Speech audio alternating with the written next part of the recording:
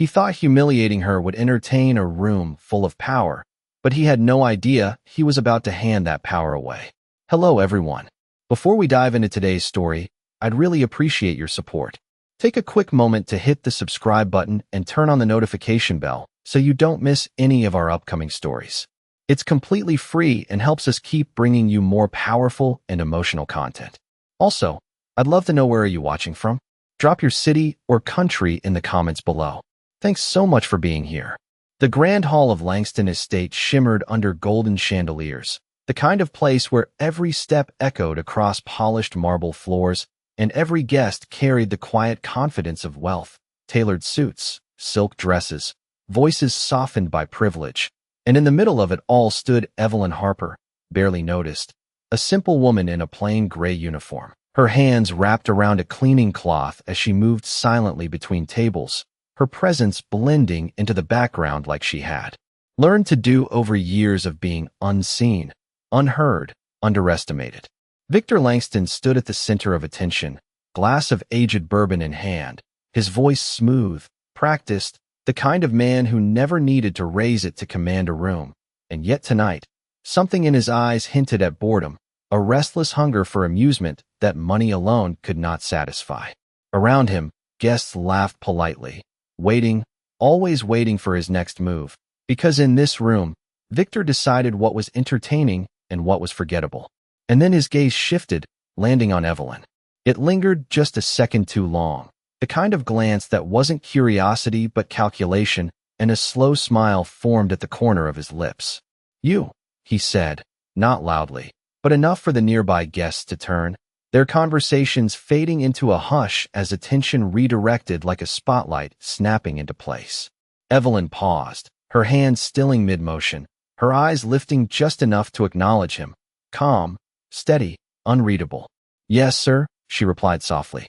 Victor gestured toward the stage where a grand piano sat beneath a single beam of light, its surface gleaming, its presence commanding.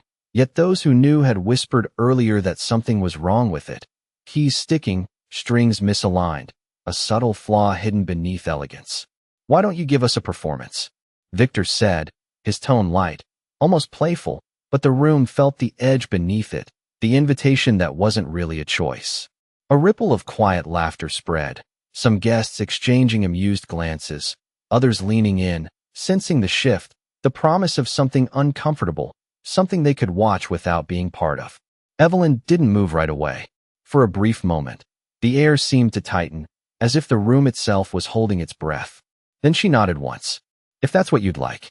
There was no resistance, no protest, just acceptance, and somehow that made it more interesting, more curious, because humiliation was expected to come with hesitation, not composure.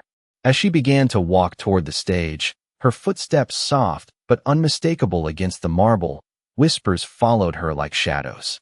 "Does she even know how to play?" someone murmured. "This should be good," another voice added, barely hiding a smirk. Victor leaned back, satisfied, already imagining the awkward notes, the polite claps, the easy laughter that would follow, another moment of control in a night built entirely around him. Evelyn reached the piano and stopped. Up close, the imperfections were clear, subtle to the eye but obvious to someone who understood, and for just a second, her fingers hovered above the keys without touching them. Her reflection flickered faintly on the polished surface, a woman no one had bothered to truly see. Then, slowly, she sat down. The room quieted, conversations dissolving into silence, curiosity overtaking amusement. Somewhere in the back, a glass was set down too carefully, as if even that small sound might disrupt whatever was about to happen. Evelyn placed her hands just above the keys, her posture straight, her expression calm, but something in her eyes had changed, something deeper, older, as if the woman who had walked across that floor was not the same one now sitting beneath the light. Victor's smile remained, but it had begun to stiffen, just slightly, just enough that someone watching closely might have noticed. And then, without announcement, without hesitation, Evelyn lowered her fingers toward the broken piano, and in that suspended moment before the first note, the entire room seemed to lean forward, unaware that everything they thought they understood was about to shift. The first note did not sound like it came from a broken instrument. It sounded like it came from somewhere far deeper, somewhere the room was not prepared to hear. And for a fraction of a second, no one reacted, as if their minds needed time to catch up with what their ears had just witnessed. Victor Langston's fingers tightened slightly around his glass, the amber liquid inside shifting as his confidence hesitated, just barely, because that sound should not have been possible, not from that piano, not from her. Evelyn did not look at the crowd. She did not look at Victor. She simply listened, her head tilting ever so slightly, as if she was not performing but calibrating, adjusting to the flaws hidden within the instrument, her fingers hovering again before pressing a second note, then a third, each one placed with quiet precision, each one correcting what was broken without anyone fully understanding how. The guests leaned forward in their seats, their earlier amusement dissolving into something else, something quieter, more uncertain, as the scattered whispers faded into silence. Someone near the front set their glass down slowly, careful not to interrupt, while another shifted in their chair, eyes narrowing, trying to make sense of what they were hearing. This was not luck, and it was not a simple melody. Evelyn's hands began to move more fluidly now, gliding across the keys with a control that seemed to ignore the instrument's limitations, as if she was not bound by them at all, as if the broken piano was being rewritten under her touch. The melody grew, expanding into something rich and layered, filling the grand hall with a presence that demanded attention, not through volume, but through clarity, each note landing exactly where it needed to, each transition seamless, intentional, undeniable. Victor shifted his weight, his relaxed posture tightening as the room slipped further out of his control, because this was no longer entertainment.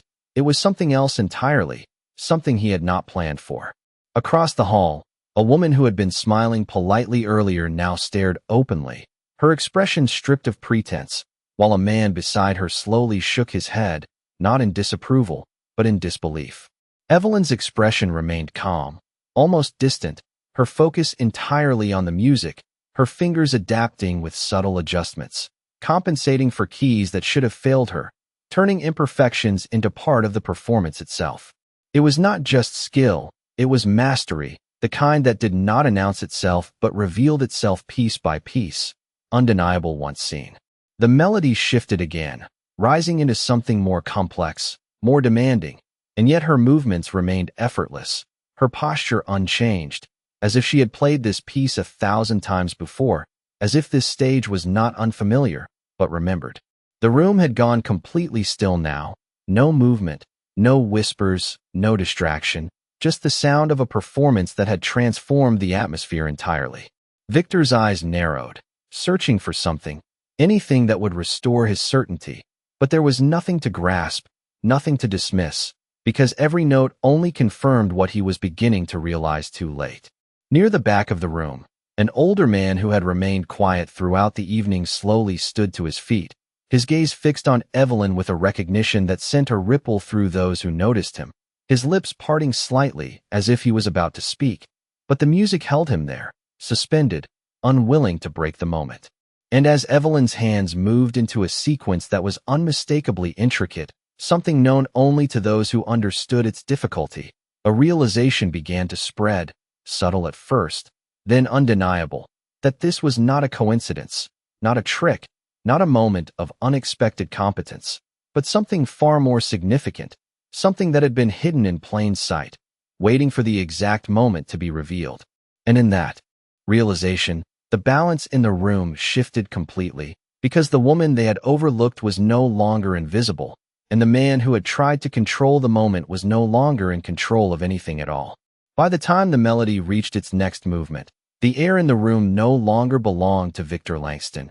It belonged entirely to Evelyn Harper, and that realization settled slowly but unmistakably into every corner of the hall like a truth no one could deny. Her fingers moved with quiet authority, not rushing, not hesitating, each note placed with intention as if she was guiding the instrument rather than reacting to it, and the broken keys that were meant to betray her now seemed irrelevant, almost obedient under her touch. The older man near the back took a step forward, his eyes locked on her hands, his expression no longer curious but certain, the kind of certainty that comes from years of experience, from having seen something once before and recognizing it instantly when it returns. That phrasing, he whispered, his voice barely audible, but the weight behind it carried. A woman beside him turned, her brows knitting together. "What do you mean?" she asked softly, but he did not answer right away, because he was watching, studying, confirming what he already suspected. Evelyn transitioned into a passage that demanded precision beyond ordinary skill, a sequence known for exposing even the smallest weakness in technique. And yet her execution was flawless, not mechanical, not rehearsed, but alive, shaped by feeling, by memory, by something far deeper than practice. A faint gasp escaped from somewhere near the front row, quickly followed by silence again, as if even reacting felt inappropriate in the presence of what was unfolding. Victor's jaw tightened, his earlier confidence now replaced by a tension he could not mask, because this was no longer under his control, no longer predictable, and the room that once responded to his every word was now entirely unresponsive to him. He shifted his stance, attempting to regain composure, but his movements felt smaller, less certain, as if the space itself no longer recognized him as its center. Evelyn's expression remained unchanged, calm, focused, almost distant, as if she was no longer in that room at all, but somewhere else entirely, somewhere that had shaped her long before this moment. The melody deepened, weaving complexity with emotion in a way that could not be faked, could not be learned overnight, and could not be dismissed as coincidence. The older man took another step forward, his voice stronger now, no longer a whisper, but still measured, controlled. "I heard her play once," he said, and the words, simple as they were, cut through the silence with unexpected weight. A few heads turned toward him, confusion flickering across their faces, because the idea that this quiet woman, this invisible presence, had ever been heard before in any meaningful way did not align with what they believed they knew. Years ago, he continued, his eyes never leaving Evelyn, before she disappeared. The phrase hung in the air, heavy, incomplete, and yet enough to shift the perception of those who heard it.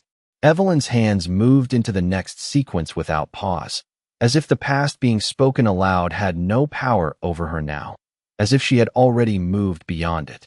The room remained still, but the silence had changed. It was no longer curiosity.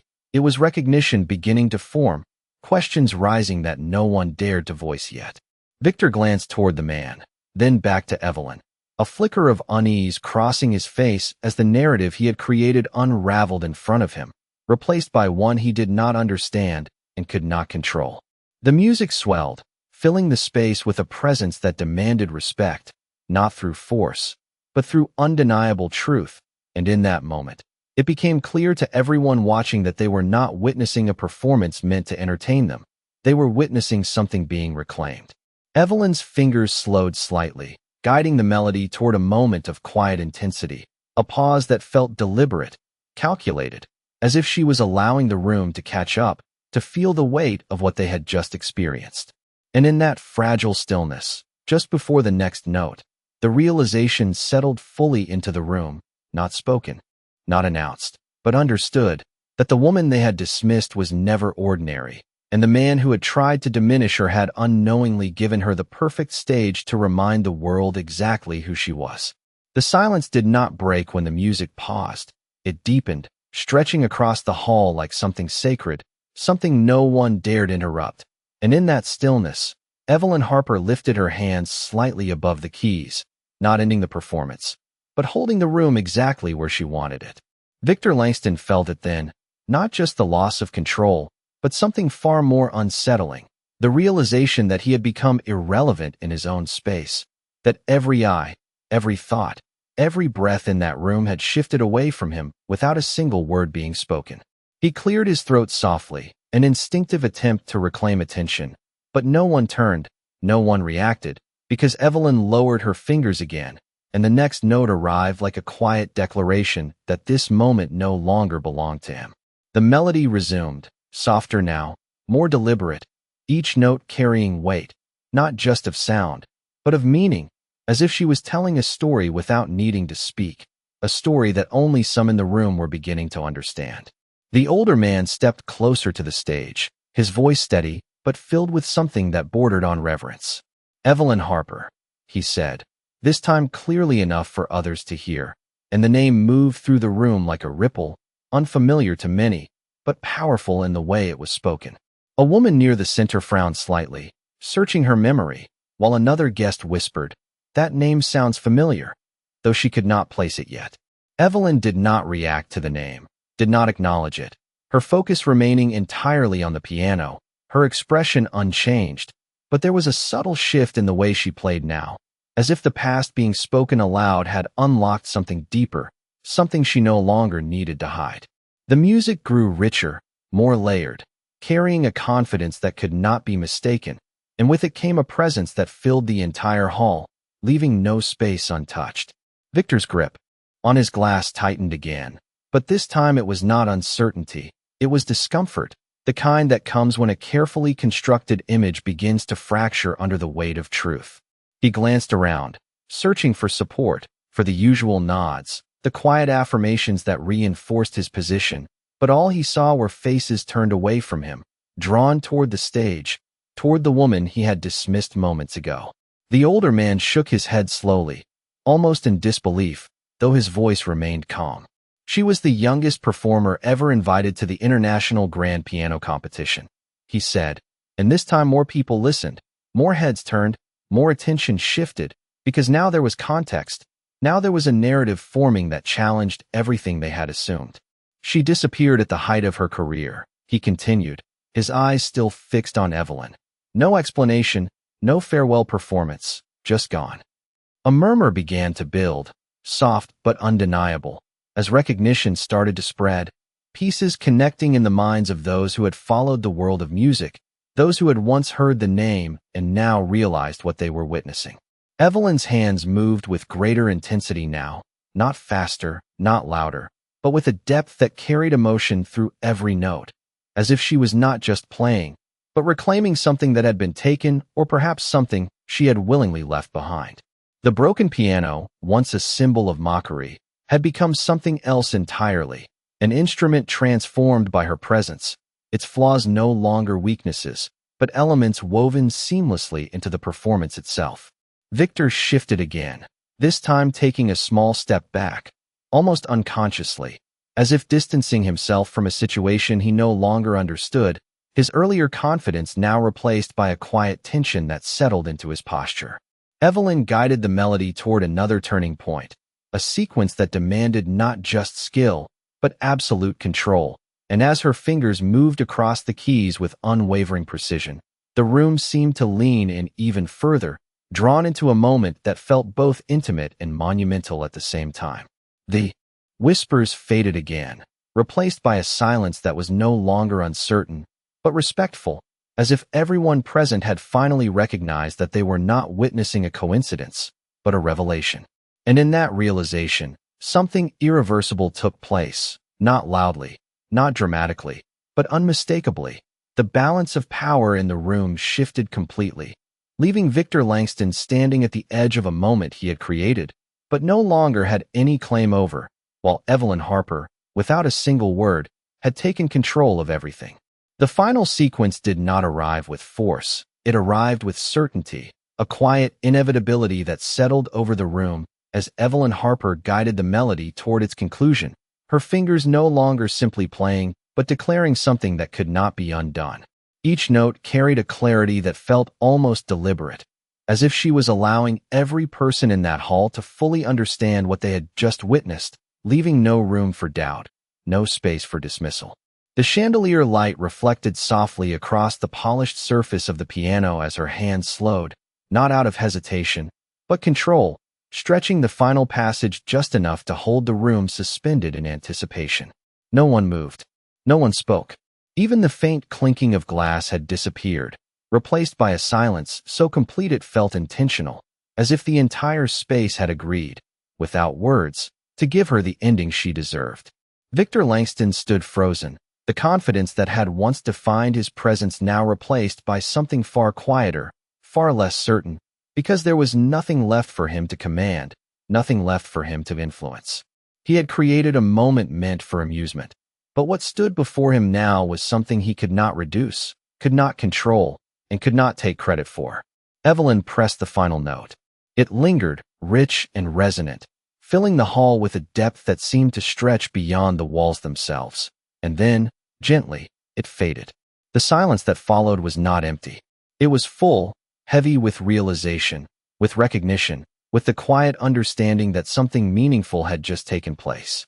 For a long moment, no one reacted, as if applause would be too small, too insufficient for what they had experienced. Then, slowly, the older man began to clap, a single, deliberate sound that broke through the stillness without shattering it. Others followed, cautiously at first, then with growing certainty, until the room filled with applause that was not loud for the sake of noise, but steady, respectful, undeniable. Evelyn did not stand immediately. She remained seated for a brief moment, her hands resting lightly above the keys, her gaze lowered, as if acknowledging something personal, something beyond the room itself. Then she rose, calmly, without urgency, and turned to face the audience. There was no smile, no dramatic gesture, just a quiet presence that carried more weight than any performance could. Victor shifted, stepping forward slightly, as if to speak, as if to reclaim even a fraction of the moment, but the words did not come. The room did not look to him anymore. Their attention remained on her. And in that subtle shift, everything changed. Evelyn gave a small, almost imperceptible nod, not to Victor, not to any single person, but to the room as a whole, as if acknowledging that they had finally seen what had always been there. She turned and began to walk away from the piano, her steps as steady and quiet as when she had approached, but now every eye followed her, every movement noticed, every detail observed. The whispers that returned were different now, not mocking, not dismissive, but filled with awe, with curiosity, with a kind of respect that had not existed before. "Why did she leave the stage all those years ago?" someone asked softly. "Why come back like this?" Another voice followed, unanswered. Evelyn did not look back. She moved past the tables, past the guests who now instinctively stepped aside to give her space, past Victor Langston who stood silent, watching something slip away that he could never retrieve. And as she reached the edge of the hall, disappearing into the same quiet shadow she had come from, the question lingered in the air, unspoken but felt by everyone present, not about what they had just seen, but about what they had yet to understand, because what Evelyn Harper had revealed that night was not just her talent. It was a story that had only just begun to surface, and the room knew, without needing to say it, that they had only witnessed the beginning of something far greater. The applause still lingered in the air long after Evelyn Harper had disappeared beyond the edge of the hall, but it no longer carried the same energy, because something had shifted, something irreversible, and everyone felt it, even if no one could fully explain it. Conversations began to return in low, uncertain murmurs, but they did not resemble the confident exchanges from earlier in the evening. They were quieter now, more careful, as if people were choosing their words with greater awareness, as if they had just been reminded that appearances could be dangerously misleading. Victor Langston remained where he stood, his glass untouched in his hand, his posture rigid, his expression caught somewhere between disbelief and something deeper, something far less comfortable. He glanced toward the stage, now empty, the piano still sitting beneath the light, but it no longer looked like a prop, no longer like an object meant for spectacle. It had become a symbol of something he had failed to understand.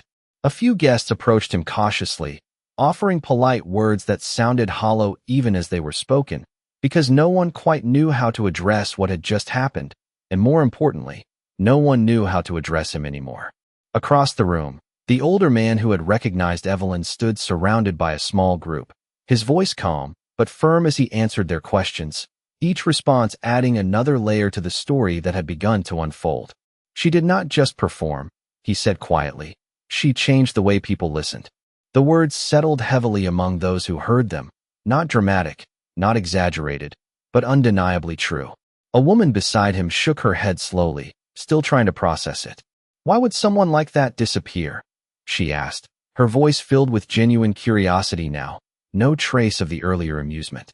The older man paused, his gaze drifting briefly toward the direction Evelyn had gone, as if the answer was not something that could be easily spoken. "Sometimes," he said carefully, People leave the stage because the world is no longer worth performing for. The statement lingered, unanswered, and those around him fell quiet again, each lost in their own thoughts. Victor shifted his weight and finally set his glass down, the soft sound against the table barely noticeable, but to him it felt louder than anything that had happened all night. He straightened his jacket, an instinctive attempt to restore composure, to reassemble the version of himself that had existed before this moment. But something resisted, something would not settle back into place. His eyes moved toward the exit, toward the path Evelyn had taken, and for the first time that evening, there was no calculation in his gaze, no strategy, just a quiet recognition that he had underestimated something far greater than he had realized. Guests began to drift toward the edges of the hall, some leaving, others lingering, but the energy had changed completely. The earlier sense of control and hierarchy replaced by something more reflective, more uncertain. The piano remained untouched, but no one approached it, no one dared test it, as if the performance had set a standard that could not be followed, only remembered. Near the exit, a staff member paused, glancing down the hallway where Evelyn had gone, but there was no sign of her, no trace beyond the quiet echo of her steps that had already faded. And yet, her presence remained, not physically, but in the way the room felt, in the way people now carried themselves, in the way conversations hesitated before forming. Victor took a slow breath, his shoulders lowering slightly, not in defeat, but in acceptance of something he could not change. He had created a moment expecting control, expecting amusement, but what he had received in return was something far more powerful, something that had quietly stripped away the illusion of certainty he had relied on for so long. And as he stood there, surrounded by a room that no longer revolved around him, one thought settled into his mind with unsettling clarity, not about the performance itself, but about the woman who had walked away without a word, without seeking recognition, without claiming anything at all, because that absence, that quiet departure, suggested something far more compelling than any explanation could offer, that Evelyn Harper had not come back to be seen.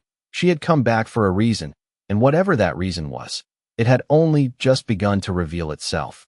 The hallway beyond the grand hall felt quieter than it should have, as if the sound of Evelyn Harper's footsteps had taken something with them when she left, leaving behind a silence that was not empty, but deliberate, and somewhere within that silence, she continued walking without looking back. The soft hum of distant conversations faded behind her, replaced by the muted echoes of her shoes against the polished corridor floor, each step steady, unhurried, as if she had nowhere to prove herself to and nothing left to claim.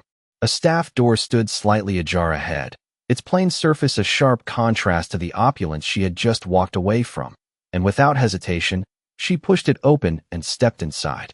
The room beyond was simple, functional, filled with cleaning supplies and neatly arranged carts, the kind of place no guest would ever think twice about, and yet for Evelyn, it was familiar, grounding, real. She set the cloth she had been holding back onto the cart with care, smoothing it out as if returning something to its rightful place, her movements calm, controlled, unchanged despite everything that had just unfolded.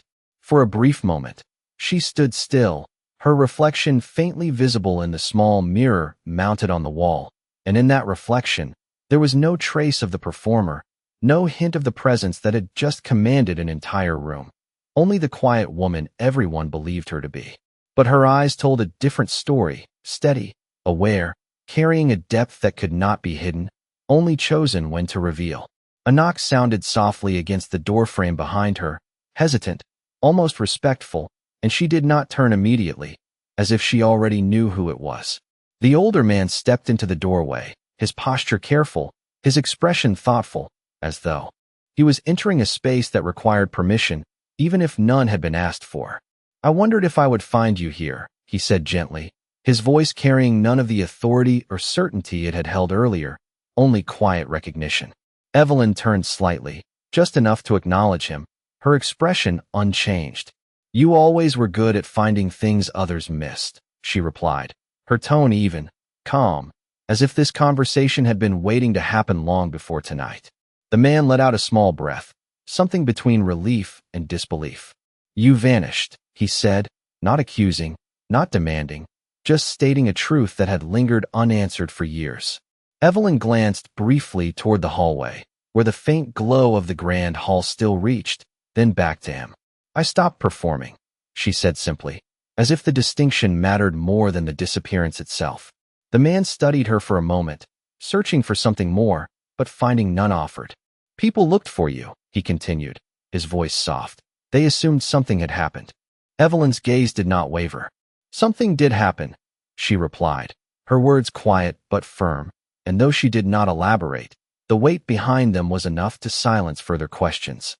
The man nodded slowly, accepting what was given and what was not. "And tonight?" he asked after a pause. "Was that a return?" Evelyn's eyes shifted again, not toward him, but toward the direction of the hall, where the echo of her music still lingered in memory. "No," she said, her voice steady. "That was a reminder." The man's expression changed slightly, understanding beginning to settle in a way that did not require explanation. "A reminder of what?" he asked, though the answer seemed already close. Evelyn reached for the handle of the cleaning cart, her fingers resting lightly against it, as if grounding herself once more in the role she had chosen.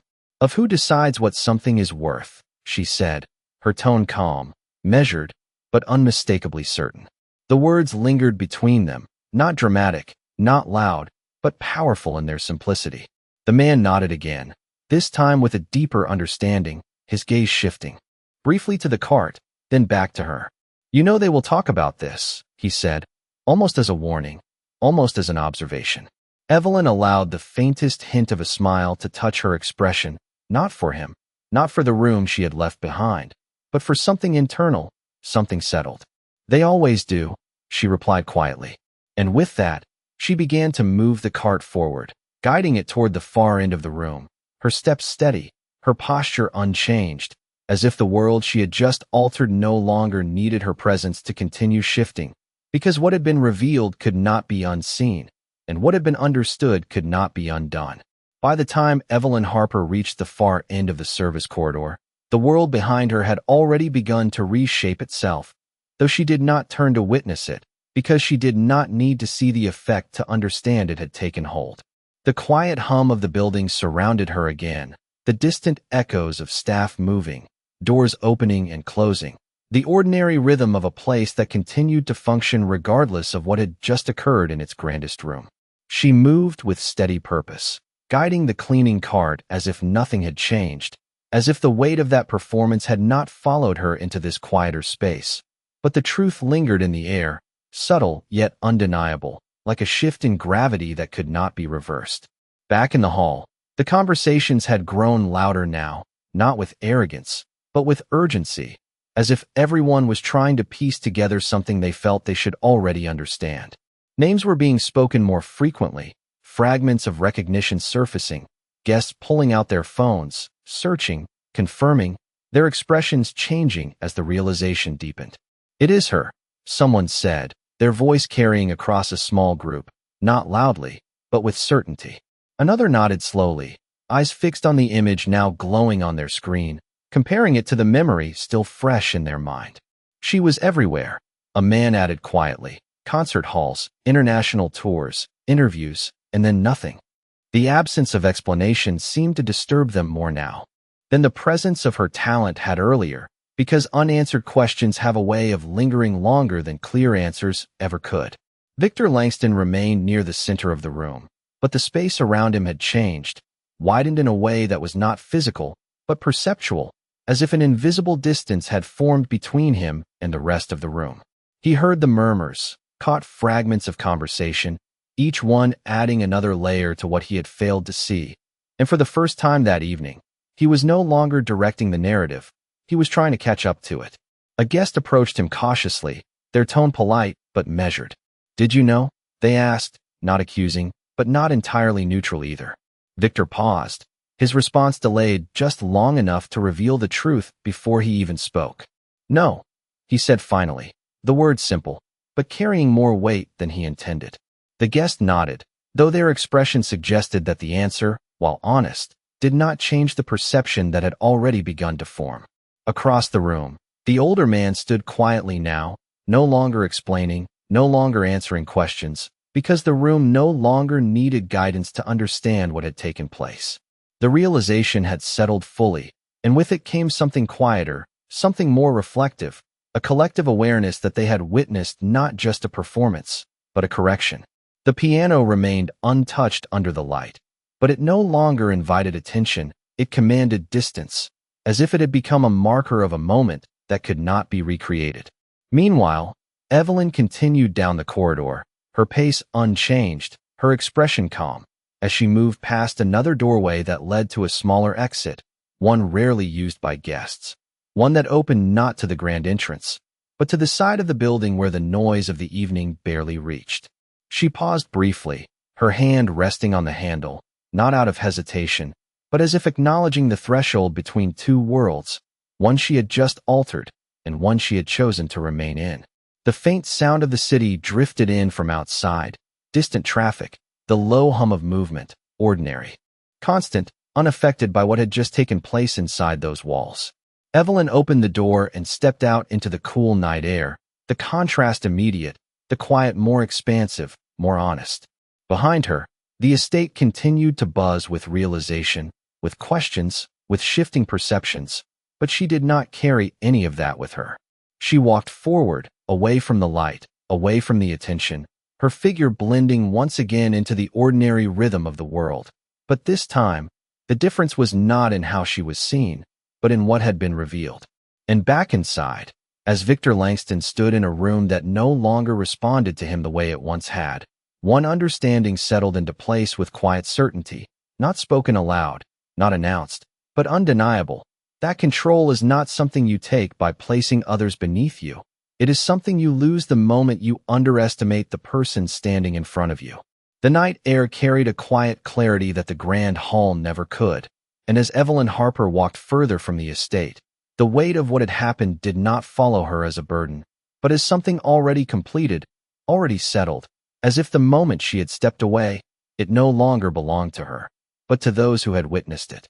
Behind her, inside the glowing walls of Langston Estate, the echoes of that performance continued to ripple through conversations, through glances, through the subtle shift in how people now carried themselves. Victor Langston stood where he had been left, no longer the center, no longer the voice that guided the room, but a man surrounded by the quiet consequences of a moment he had misjudged. He moved slowly now, not with the confidence that once defined him, but with a measured awareness, as if every step required thought, as if the space itself had changed its expectations of him. A few guests still approached, but their tone had altered, polite but distant, respectful but no longer impressed, and that difference, though subtle, was undeniable. Across the hall, the older man had taken a seat, his gaze resting on the empty stage, not with nostalgia, but with understanding, as if he knew that what had happened was not about a return, but about a statement, something delivered without announcement, without permission, and without the need for approval. Phones continued to glow in the hands of guests as images and articles surfaced, confirming what many now accepted, that Evelyn Harper had once been a name spoken with admiration, a presence that defined stages far greater than this one, and yet had chosen to step away without explanation, leaving behind a silence that had never been fully understood until now. But what unsettled them most was not her past, it was her choice, the decision to stand in that room, in that moment, without revealing herself, without claiming her identity, and to let the truth emerge only through what she did, not what she said. Outside, the city moved on as it always did, indifferent to the shift that had taken place inside those walls. But Evelyn walked through it with the same quiet composure, her pace steady, her presence unchanged, as if the recognition she had reclaimed did not belong to her anymore, but to those who needed to see it. A car passed in the distance, headlights briefly illuminating her path before fading again, and in that passing light, there was no trace of performance, no trace of spectacle, only a woman who understood something the world often forgets, that worth does not disappear when it is unseen, it simply waits for the right moment to be recognized. Back at the estate, Victor finally turned away from the stage, his gaze lingering for just a second longer before he stepped back into the crowd. But this time, he did not command it, he moved within it, a subtle but undeniable change that no one needed to point out. The piano remained under the light, untouched, not as an invitation, but as a reminder, and no one dared approach it, because some moments are not meant to be repeated, only remembered. And as the evening slowly dissolved into departure, into quiet goodbyes and lingering thoughts, one truth remained, not spoken, not announced, but carried by everyone who had been there. That respect does not come from position, from wealth, or from control. It reveals itself in moments when truth stands quietly and refuses to be ignored. Respect often reveals itself when you least expect it. If you enjoy stories that uncover truth, dignity, and hidden strength, do not forget to like and subscribe. The next story might just change the way you see the world. Thank you so much for watching.